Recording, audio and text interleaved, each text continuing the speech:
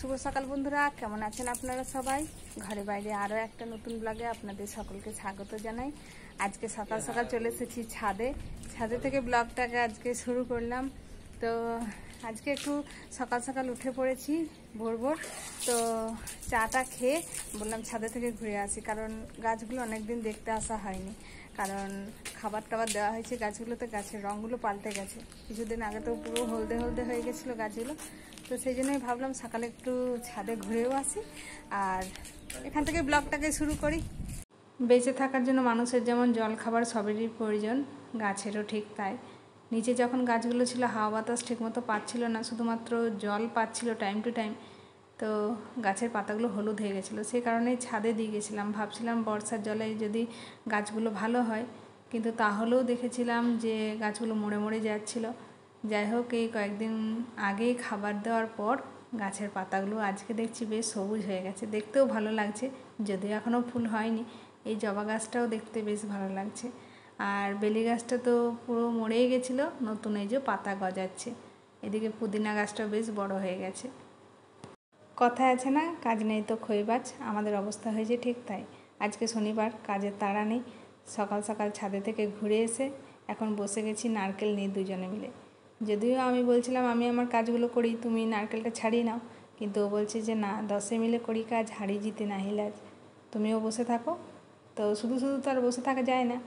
এই কাজটা যেটা আমি করছি সেটা না করলেও হতো, কিন্তু ভাবছি বসে থাকবো, তাহলে একটু টানার কাজটাই করি, তাড়াতাড়ি হবে। আর সত্যিকারেরই তাই, আগের দিন কর্তামশাই 2টো নারকেল ছাড়াতে 2 ঘন্টা সময় লাগিয়ে দিয়েছিল। আজকে কিন্তু এই একটা নারকেল ছাড়াতে মোটামুটি 15 মিনিট আমাদের সময় লাগলো। তো দেখুন, নারকেলটা ছাড়ানো হয়ে গেছে। আমাদের এই নারকেল ছাড়ানো দেখে সবাই নারকেল খাওয়াই ভুলে যাবে। স্নান সেরেই চলে এসেছিলাম রান্নাঘরে। প্রথমেই টিফিনটা বানিয়ে নিলাম, কারণ মেয়ে গেছিলো সকাল সকাল পড়তে, ও চলে আসলো। তো আজকে টিফিনে বানালাম ম্যাগিটা যদিও আমার খুব একটা ভালো লাগে না, তবে আজকে ভাবলাম মুড়ি খেতে ইচ্ছে করছে না, মেয়ের সাথে আমিও একটুখানি ম্যাগি খেয়ে নিই। আর স্নান করে না খিদে পেয়ে যায়, তো ভাবলাম আগে খাবারটা খেয়ে নিই, তারপরে রান্নার জোগাড় করব। যদিও ডালটা হয়ে গেছে আর এপাশে তরকারিটাও বসিয়ে তারপরে টিফিনটা খাচ্ছিলাম। টিফিন খাওয়া হয়ে গেছে, পটলগুলো দেখছি ততক্ষণ আমার ভাজা হয়ে গেছে। এগুলো তুলে রেখে নিই, তারপরে আলুটা ভেজে নেব, তারপরে মশলাটা কষাবো। আর ওপাশে তো ভাতটা বসিয়ে দিয়েছি, কারণ বসে থাকলে তো হবে না। কর্তামশাইয়ের আবার আছে অফিস, ও বেরোবে অফিসে। আর প্রত্যেক দিন রান্নাবান্না করে স্নান করি, একটা বেশ আলাদা রকম ফ্রেশ লাগে, কারণ রান্নাঘরও নোংরা হয়ে যায়, সেই আবার পরিষ্কার করতে হয়। তো একেবারেই মনে হয় যেন পরিষ্কার করে তারপরে স্নান করব, তাহলে ঘরগুলো একটু পরিষ্কার থাকে। কিন্তু এই যেদিনই প্রথমে স্নানটা সেরে নিই, সেদিন আমাকে আবার স্নান করতে হয় রান্নাবান্না সেরে। আর তার মধ্যে তো গরমের মধ্যে, যদি একটু ঠান্ডা ওয়েদার থাকে তাহলে আর গা ধুই না, কিন্তু যেহেতু গরম প্রচণ্ড, আজকে প্রচণ্ড রোদ্দুর দিয়েছে, তো সে কারণে মনে হচ্ছে রান্নাবান্নাটা সেরে আবার আমাকে স্নান সারতে হবে। তো ভাতটা দেখছি হয়ে গেছে, ভাতটা নামিয়ে নিই। আর তরকারিটাও প্রায় হয়ে এসেছে, আর একটুখানি হলেই হয়ে যাবে। তারপরে কর্তামশাইকে দিয়ে দেবো খেতে, ও অফিসে বেরিয়ে যাবে। তো চলুন, এদিকে তরকারিটা আমার হয়ে গেছে। আজকে কাজ করতে করতে অনেকটাই লেট হয়ে গেছে, তো এখন ঘড়িতে হয়ে গেছে 1টা। মায়ের খাবারটা দিয়ে দিলাম, মা খেয়ে নিক, তারপরে আমরা খাবো।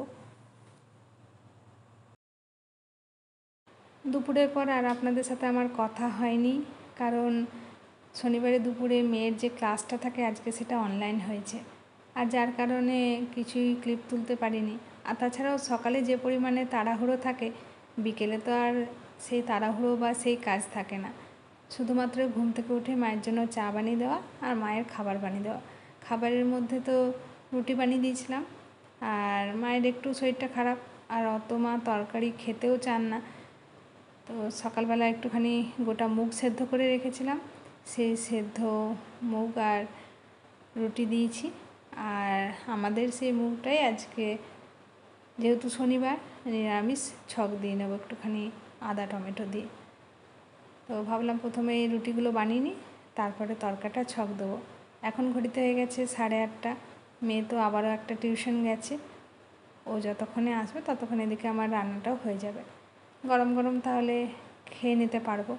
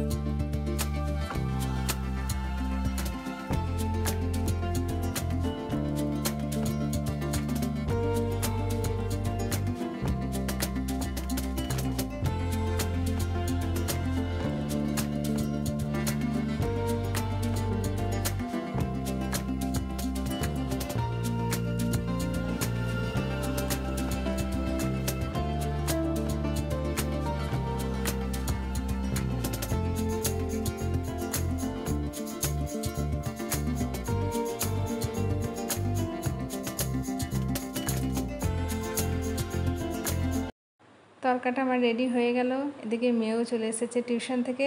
তো চলুন আজকের মতো ব্লগটা এই পর্যন্ত রাখছি। আজকের এই ব্লগটা আপনাদের কেমন লাগলো কমেন্টে জানাবেন, ভালো লেগে থাকলে একটা লাইক করবেন, সাথে আমার নতুন বন্ধুরা চ্যানেলটাকে সাবস্ক্রাইব করে দিয়ে আমার পাশে থাকবেন। আবারও খুব শীঘ্রই ফিরে আসবো নতুন একটা ব্লগ নিয়ে। আপনারা সবাই সুস্থ থাকুন, ভালো থাকুন, সাবধানে থাকুন। দেখা হবে খুব শীঘ্রই পরের একটা ব্লগে। Bye, good night.